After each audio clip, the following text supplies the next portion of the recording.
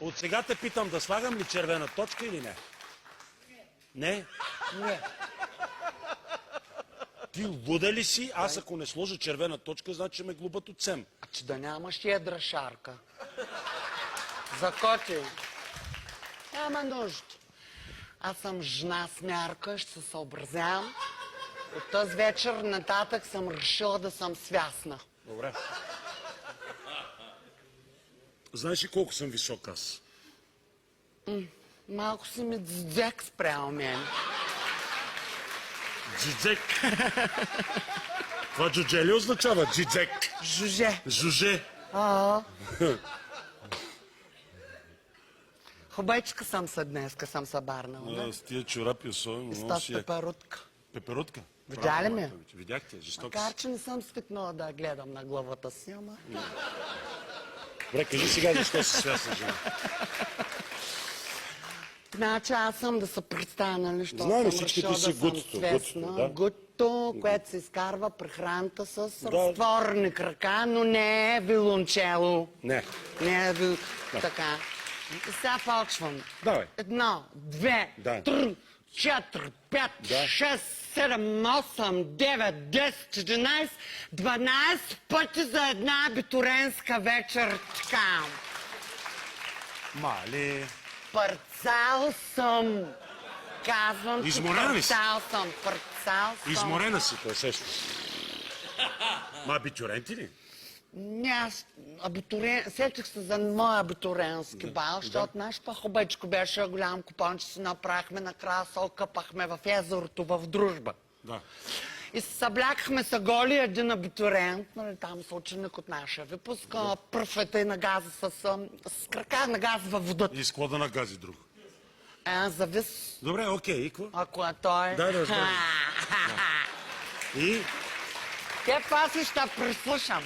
И? Ай, му викам, как и викам, водата е студена ли? А той вика, че дял знам, че първо да потопя термометъра. Иначе помня, че на абитуренската вечер имахме бал с такова, с маски. Как бал с маски на абитуренска вечер? Ами тай си го бяхме решили. Да. Аз се маскирах като проститутка. Стига, бе. И за една вечер скарах 100 лева. Да? И веднага разбрах каква ще е професионалната ми ориентация за напред в живота от тук нататък. Да. Между другото, нали добре се държа, не е така, нещо да кажа. Не, простоти няма. Няма. Няма. Термометър, не е просто. Бургундско червено съм се направила, но... Много яко, много ти отива. Нали съм се освежила? Много си. Може Руса да дойдеш другия път. Руса бях 85-та. Сега, между другото, съм колежка с една моя, нали, съученичка, Соня, френска. Ти мая знаеш. Ти да знаеш Сончето френска? Да, бе, да. Да. И той със Сончето френска, на времето седяхме на един чин, пък сега на други твърди неща. И кавалер на бала ми беше Жеко, от съседния клас. Ама не беше никакъв кавалер, защото аз съдвам, нали, с таксито да го взема и му се обаждам по мобифона.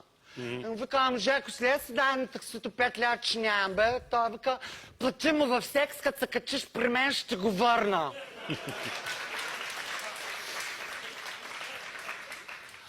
И тъй както се досеща, нали, след 3 дни бал всичко завърши с групов секс в ресторанта. Служете червена точка. И тогава моята приятелка Соня Френска взе да мрънка и вика, маля, тук голяма гъчканица.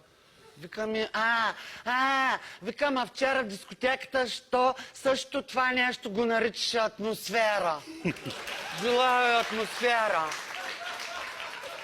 Моля. Стига спомени, айде, дай се за сега кажи. Добре, сега напоследък пък клиентите, знаеш какво? Не. Батакс. Що? Нещо ме са развалили, не знам. Развалили са клиенти. Да.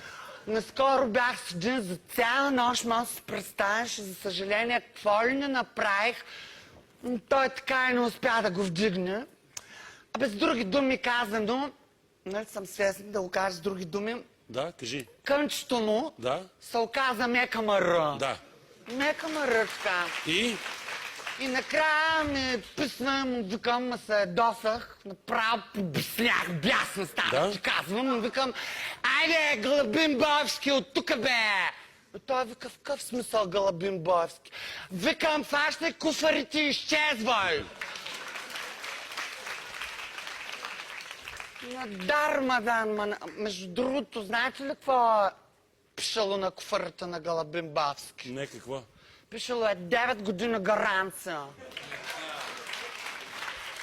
Макар, че някои колежки пък обаче случват на клиенти оня ден. Парцал съм вече. Но както и да чух едно момче да благодари на колежка, може да си представиш. Вика, браво, вика, така френска не съм правили никога. И мен ми стана любитно. Нали знаем 2200. И викам, бе, колежка, къде, кажи ми, ти си научила тези нови техники? И тя ми викам, гледах един клип с уроци по битбокс. Нали знаеш чака е? По битбокс. И аз като спомена, нали, тя битбокс, и се сещам, че като се връщам от солариум, често питам моя приятел, искаш ли да ме видиш печенката?